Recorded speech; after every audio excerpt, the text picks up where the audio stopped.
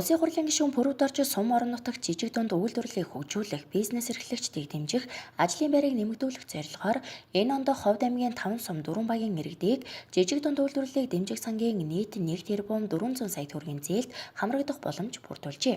Өөрөөр хэлбэл жижиг дунд үйлдвэрлэлийг дэмжих сангаас 2019 онд Ховд аймгийн Даруй, Зэрэг, Чанаман, Дөргөн, Цэцэг сум тус бүрт 200 сая төгрөг, Жаргалан сумын Жаргалан, Аршаанд, Хайрхан, Бугтбагт тус бүрт 100 сая төгрөгийн санхүүжилт хийгдэх юм а.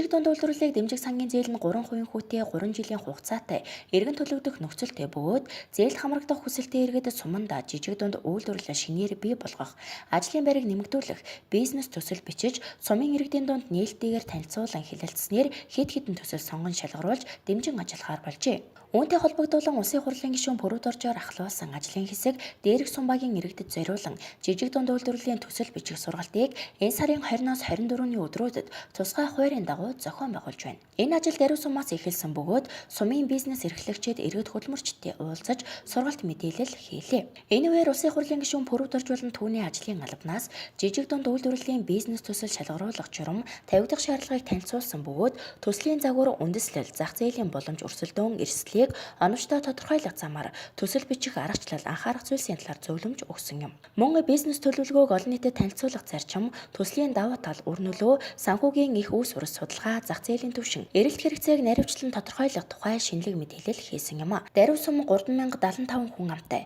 тус суманд худалдаа үйлчилгээний чиглэлээр 15, хоол үйлдвэрлэлийн чиглэлээр 11, газар тариалангийн чиглэлээр 3 аж ахуй нэгж, 40 иргэн ахуй үйлчилгээ, талах нарийн бов хэрцэн гурилын чиглэлээр тус бүр 1, түүхэд бэлтгэн нийлүүлэгч 6 аж ахуй нэгж иргэд бизнес эрхлэж байна. Эдгээр бизнес эрхлэгчид болон шинээр бизнес эрхлэх гэж буй иргэдийн төлөөлөл 60 орчим хүн тус сургаалтад оролцож бизнес төсөл бичих аргачлалд суралцлаа. Иргэдэг жижиг дунд үйлдвэрлэлийн төсөл бичих сургаалтад хамруулснаар сумын жижиг дунд үйлдвэрлэлийн төслийн хүртээмж өргөжих, иргэдийн оролцоо нэмэгдэх ба цаашлаад нутгийн брэнд бүтээгдэхүүний шинээр бий болгох, иргэдийн ашиг орлогыг нэмэгдүүлэх замаар амжиргааны түвшинг дээшлүүлэх боломж бүрдэх юм. Тэгэхээр энэ одоо жижиг дунд үйлдвэрлэлийг хөгжүүлэх төслийн зээл бол Монгол орны одоо өөр хаанч байхгүй юм төслийн зээлийг орон нутагт авчирсан байгаа. Тэгэхээр ер нь бол энийг авчирхад бол тийм амар байгаагүй. Өөрөөр хэлбэл одоо жижиг дунд үйлдвэрлэлийн төслийг одоо тодорхой хэмжээний хөрөнгийг 60-70 тэрбум төгрөгийг одоо жишээ нь хүнс хөдөлж ахуйн сайдын багцад тавьдаг.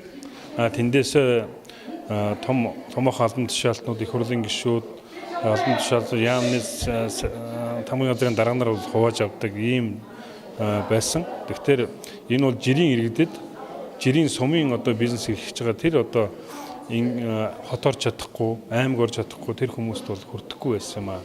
Тийм учраас энийг бол одоо орон нутагт нь яг тэр хөрсөн дээр нь авчих нь хамгийн чухал гэж үзэж байгаа.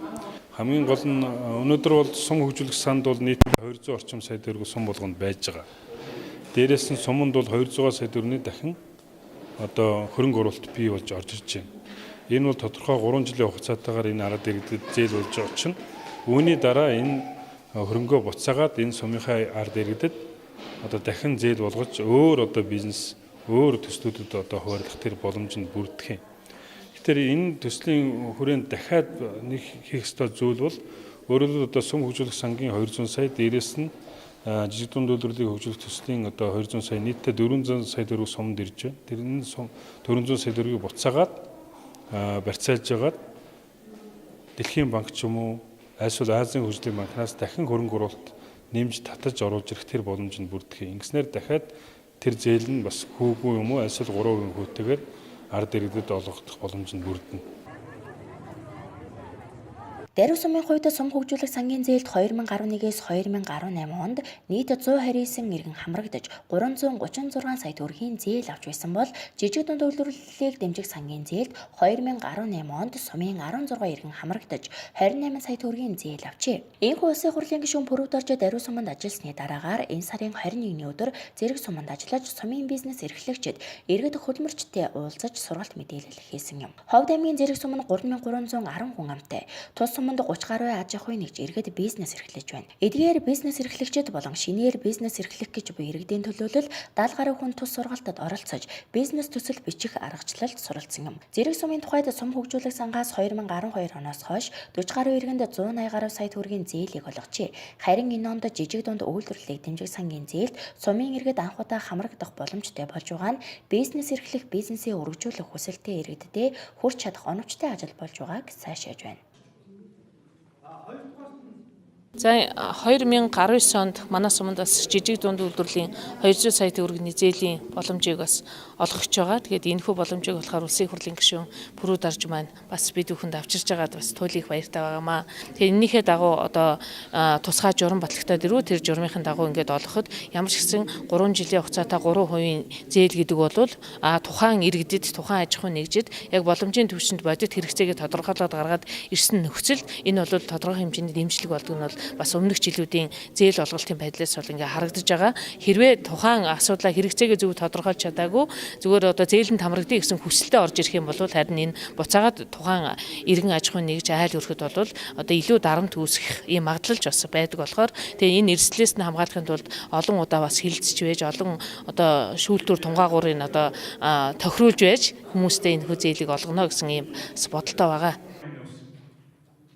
Жижиг дунд үйлдвэрлэлийг дэмжих сангаас олгох 200 сая төгрөгийн зээлд хамрагдах хүсэлтэй иргэдийн бизнес төсөл сонгон шалгаруулах ажил 5 дугаар сарын 20-ны өдрөөс эхлэх бөгөөд сум хөгжүүлэх сангийн журмын дагуу сум орон нутгийн удирдлага холбогдох мэргэжилтэн иргэдийн төлөөллөөс бүрдсэн ажлын хэсэг байгуулагдаж төслийн үр нөлөө, зорилго хэрэгжүүлэх арга зам, зах зээлийн эрэлт хэрэгцээ, төслийн тавигдах шаардлага, журам дүнслэн иргэдийн оролцоотойгоор төсөл сонгон шалгаруулж иргэдийг дэмжин ажиллах юм.